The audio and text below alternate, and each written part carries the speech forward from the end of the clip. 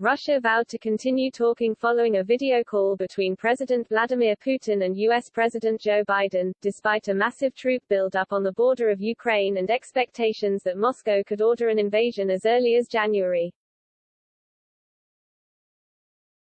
A Kremlin summary of the conversation stated that Biden emphasized the allegedly threatening nature of Russian troop movement near Ukraine and outlined sanctions and measures that the United States would take if the situation continued to unravel.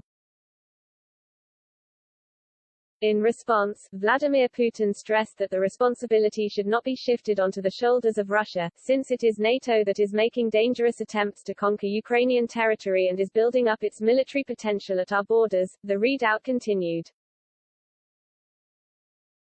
Therefore, Russia is seriously interested in obtaining reliable, legally fixed guarantees excluding the expansion of NATO in the eastern direction and the deployment of offensive strike weapons systems in the states adjacent to Russia.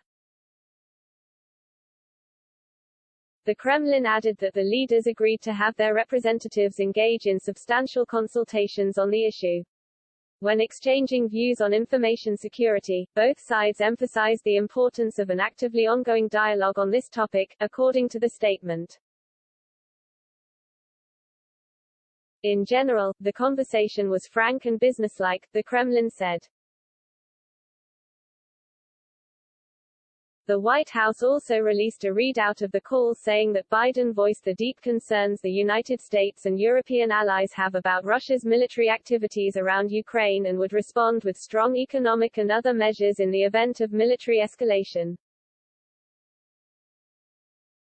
Biden National Security Advisor Jake Sullivan told reporters Tuesday that Putin was deeply engaged in the conversation, and that President Biden emphasized a focus on diplomacy rather than escalation.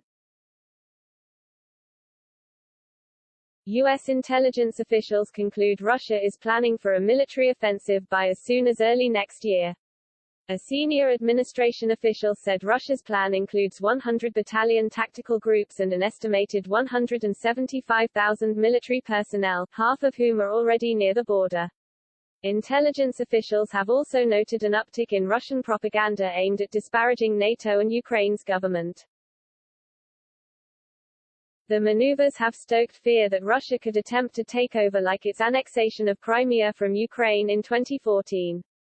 Russian troops have backed separatist forces on Ukraine's border for years, though the Kremlin has long denied direct involvement in that conflict. Both the forces being deployed and the areas in which they are being deployed, plus other indications, night maneuverings, etc., clearly suggest Russia is taking steps that would make it possible to invade, said Ivo Dalda, who served as U.S. ambassador to NATO from 2009 to 2013.